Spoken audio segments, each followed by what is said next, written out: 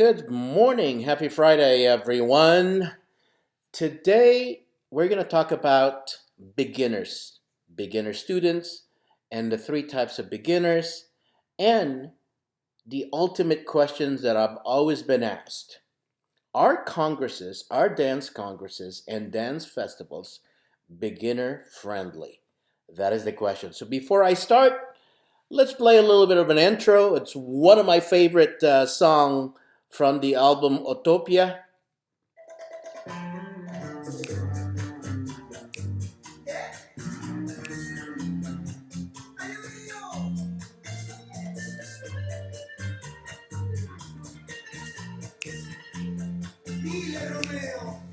Amores como nuestro, quizás solo por cada cielo, no sea felicidad, siempre llega la mala.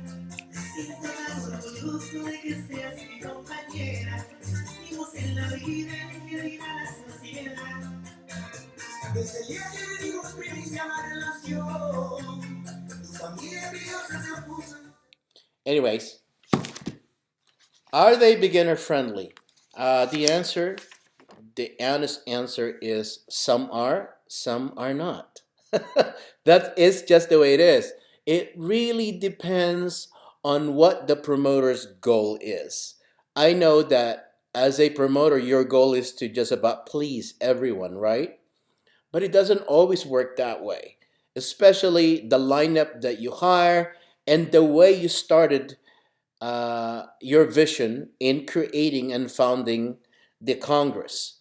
I can tell you from my experience from the beginning, when I was just beginning in salsa dancing, and I was just a beginner attending salsa congresses. I could tell you from my experience that congresses at that time were snobby. Okay, what that means is that if you're a beginner, you're just going to be in the corner. And if you were to take workshops, even if the title of the workshops are beginners, they're really not that beginners, and you have a hard time following because I'll talk to you about that workshop later on. Okay, so some are and some are not. And I already told you that when I started the festival, Bachata Festival in the United States, which we were the first one who started it, um, we wanted to make sure that it was different from Salsa Congress, meaning it was not performance based and it was more of a friendly base, meaning because bachata was just so new, everyone, at least probably 90% of the time, the attendees were just beginners. And so, therefore, there was some growth there. Uh, there was some structure being built there.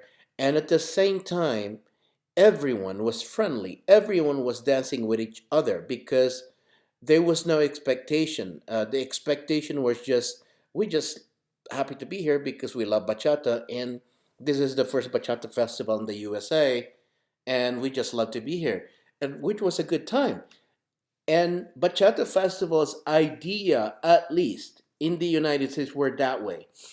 It is 2023 now. Of course, things have changed because now we're including every dance as there is.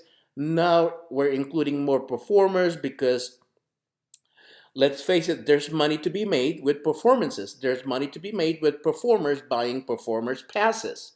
Uh, and so, and this goes along with the evolution of bachata also because, when you create competition like that, and then you create performance stage like that, of course, it's not all 100% bachata. It's all about performance techniques, performance movements, and the goal in the performances is to entertain the audience. That's just the way it is.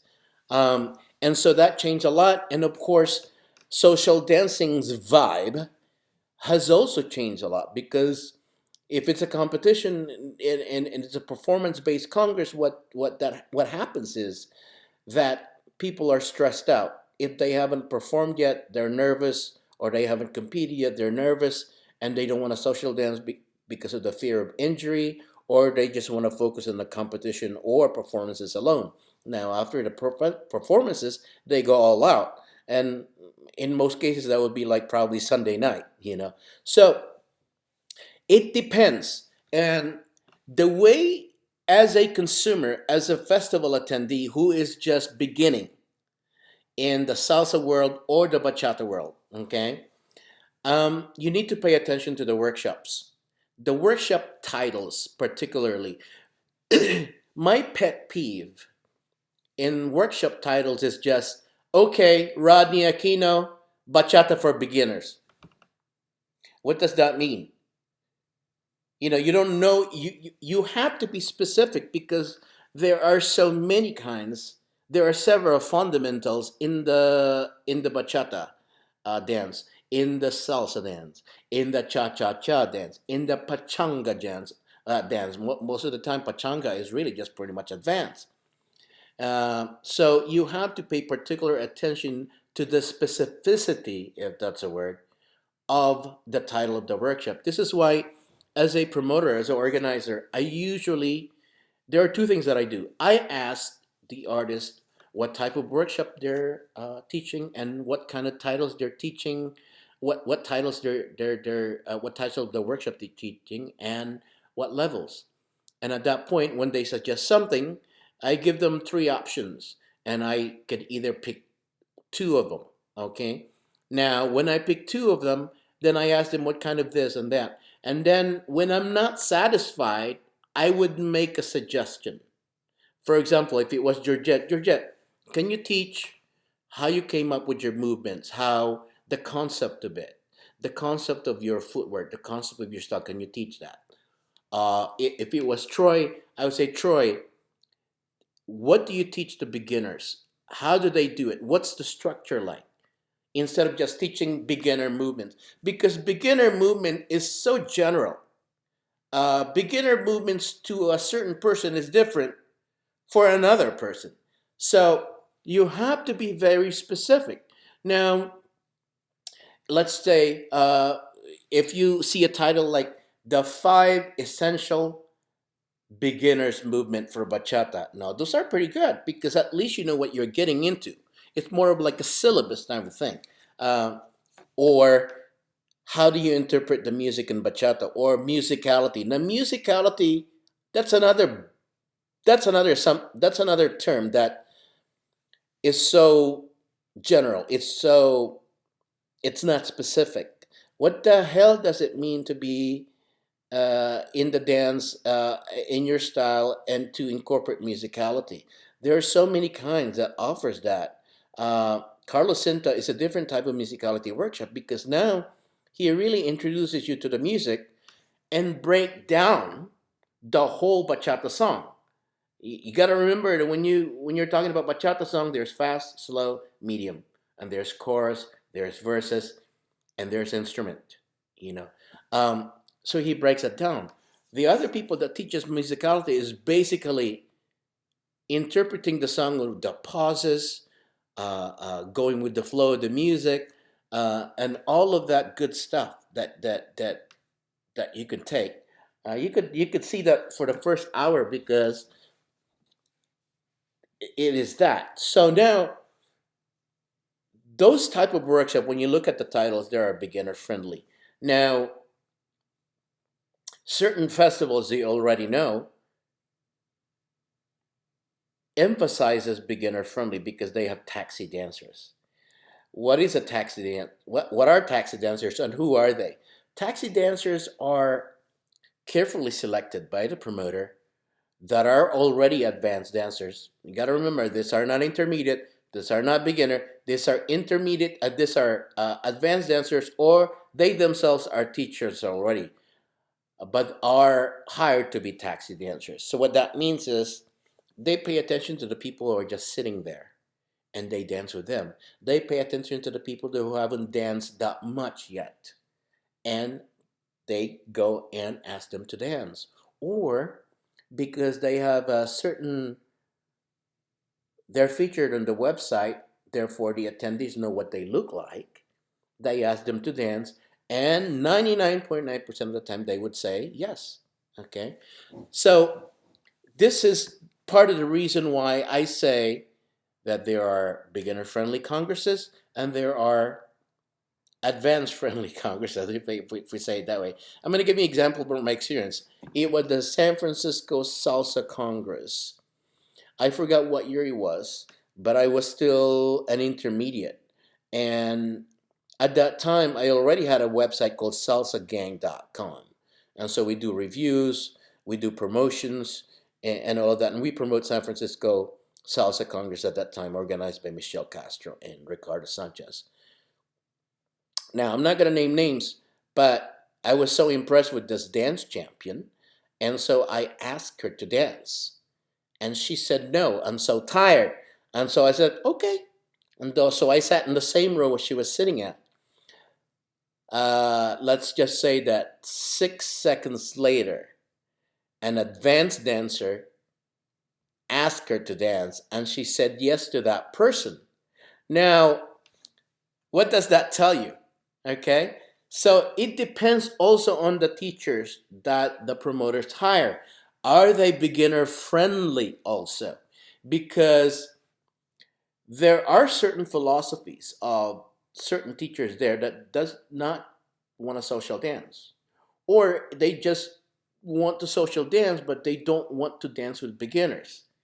Okay, so I don't know their own reasoning for that, but I'm not a believer in that, and you could tell that when you come to my congresses or festivals, because number one, it is social dancing featured. Number one, first and foremost. Second, workshop. Okay.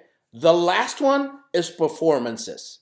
Okay. You could tell that because we pay attention to the social. We also pay attention to the DJs that plays what the audience or what the attendants like. And so therefore, we'd love to do it in one room because we want everyone to dance all kinds of styles. But unfortunately, 50% of the attendees want a very specific style of dancing or very specific type of music. And so therefore we divide the room in bachata because, as you know, bachata has many styles now, and bachata has certain type of music that people want to dance with. Some people like to dance it slow, and most of the time sensual stylists are slow dancers. You can tell that by the introduction. Okay. And then most of the time, the traditional room are either medium or fast type of beat. Okay, but that's not to say that there's no slow beat in traditional. There is, of course. It's just that the majority, the DJs plays most of the fast songs, and that's doing injustice to the traditional style because there are slow songs there. But anyway,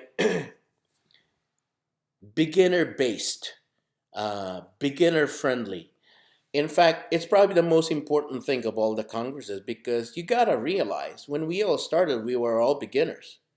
And without the beginners who are now advanced, who are now promoters, who are now teachers, they all started that way. And they started at the congresses. So let's not forget that. Now, I mentioned there are three types of beginners. The beginners that never danced a dance before, so they don't know the concept of dancing. They don't have the structure of dancing, or let's just say more specific, dance partnering, because there's a difference between a solo dance like hip hop and all of that to a dance partner type of dance, because that's the dynamics are so different. So then they're really beginner, okay? People that never danced before, or never danced bachata, or never danced partner dancing before. Those are definitely beginner. Then there's beginners, people who have already started the basic, but they're in no way intermediate yet. They have probably all learned the basics already, but they just want to be solid in their foundation. These are still beginners. Then there are beginners that are on the verge of being an intermediate student. They're still beginners because now they're beginning to know the basic, meaning being familiar, being mastering the movement to a point that they could do it in closed eye position, or they could do it without even thinking about it. They're still beginners. Okay, so those three types of beginners need to come to the congresses, because I have to tell you, when I was just beginner, what inspired me were the conventions, the dance conventions. The club did not inspire me. The studio social dancing did not inspire me. What inspired me are the conventions, the dance conventions, because not just seeing the performance, seeing and watching the teachers, the masters, social dancing with everyone, that inspired me. Uh, Watching how good they are when they teach, that also inspired me. So as a beginner, you need, it is really a requirement for you to attend congresses, okay? Because that is where you learn and grow to dance. Not just that, that also gives you goals and visions for your own quest for dancing. Now, taxi dancers, I already explained, are very essential.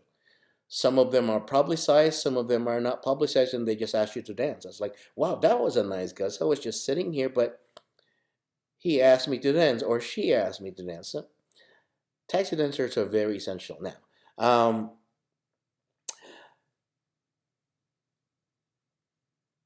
the problem with some of the Congress is elitism, if that's a word. you know, so they have this. Let me just say, okay. So they always walk around the Congresses like this, and so not just not being having a vibe like that, having an attitude, having a face like that, they're unapproachable. And I'd be surprised if they want to ask everyone to dance with them. I'd be surprised. So that's what turned me off when I used to attend salsa congresses. Now, I don't know the dynamics of salsa congresses now. It probably has changed because I haven't been to salsa congresses in a long time. I only go to bachata festivals or bachata congresses, which for me, and I don't mean to be biased, are more friendly. Okay? So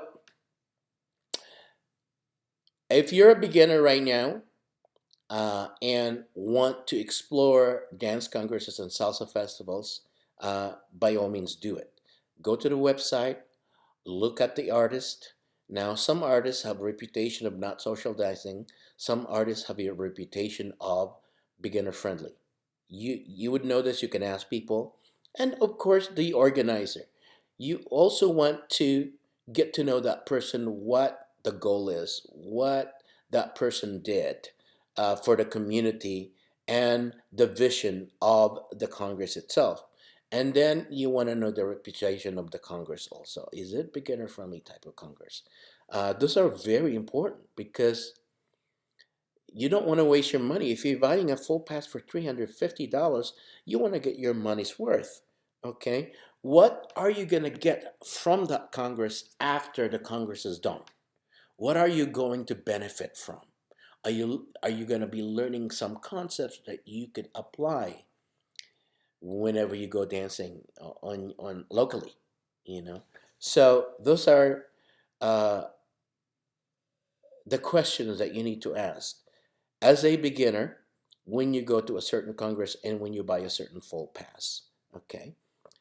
Again, pay attention to the title of the workshop.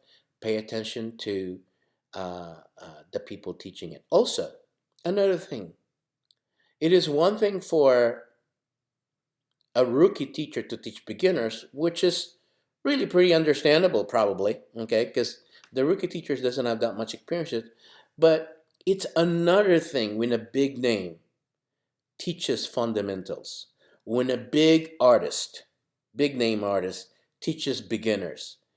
That's you need to take that. It doesn't matter how much it is going, you know, whether you're advanced students or whether you're a beginner student, take that workshop. If a big name is teaching fundamentals or beginner workshop, okay, take it because you're gonna learn a lot from it. Not and you're gonna be able to you're gonna be able to open your eyes because everyone teaches beginner concepts or fundamentals differently. They have a different approach. So take that. In fact, you know what? I would encourage you to take every beginner's class are offered because, like I said, every teacher's approach beginner workshop, beginner movements, beginner breakdowns differently. And we have different type of learners. Okay, us, we are different type of learners. We could probably learn a dance by just watching it. We could learn a dance from them breaking it down. We could learn a dance from them guiding us by touching us and guiding us to the basic steps.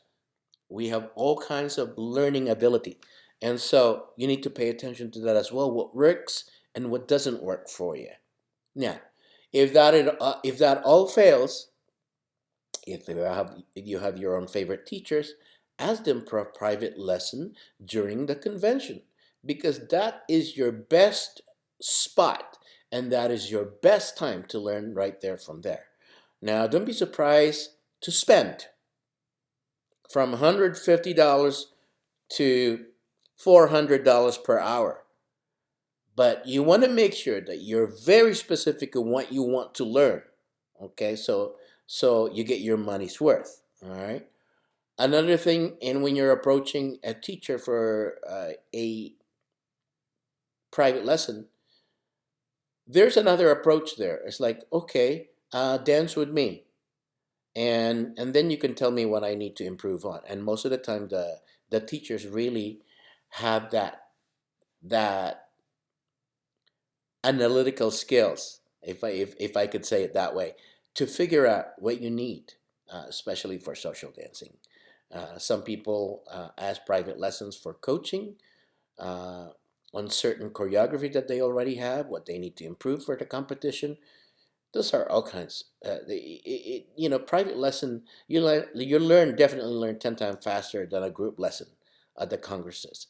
But this is your opportunity as a beginner, because there are many kinds of workshop every hour for, like, it starts at 9 a.m. most of the time and it ends at 5 p.m. or 6 p.m. for 3 days. So you have that opportunity. Do not forget to take notes. Don't forget to take videos after the workshop. If they are filming it, like after the workshop, they want to demonstrate what they taught, that is also good. If they didn't, you can ask the teachers, hey, Rodney, you think I can film what you taught today? The person can also do that. Okay, so beginner students, 3 types. We'll already touch up. Our congress and festivals beginner friendly. Some are not. Um, it also depends on the workshop that are offered at the congresses. So most of the time, congresses uh, post their detailed workshop schedule 3 months before the event or a month before the event. Okay. Um, Teacher social dancing also means a lot, because what makes a good teacher? If a good teacher could dance with a beginner and make them look good, that's a great teacher right there. Uh, Now, there are certain advanced teachers who doesn't want to dance with beginners, probably because they're bored. In which case, I don't have respect with those type of people, because they were a beginner once. Uh, a lot of people doesn't want to dance with beginners because they just don't want to dance basic. Are you kidding me? If you don't enjoy basic step, that means you're not feeling the movement. And when you don't feel the movement and feel good about it, again, you need to take your basic. I don't care if you're a teacher or you're advanced already. Go back to basics and learn how to feel the movement. But that's pretty much it, guys. That's one of the many questions I get asked all the time, as far as the congresses. And, well, there it is. By the way, don't forget sfibf.com, which is the 15th San Francisco Bachata Festival. The tickets are already on sale, and I believe today is January 20th. Tomorrow, January 21st, is the deadline for the early bird, meaning the full pass price will increase. So don't forget, guys, sfibf.com. Buy that pass, because they are going to go up.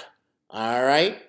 Other than that, Have a good one. I hope you bought your passes for the Hawaii Bachata Expo and then the San Francisco Bachata Festival. All right? Let's play some music here as we conclude.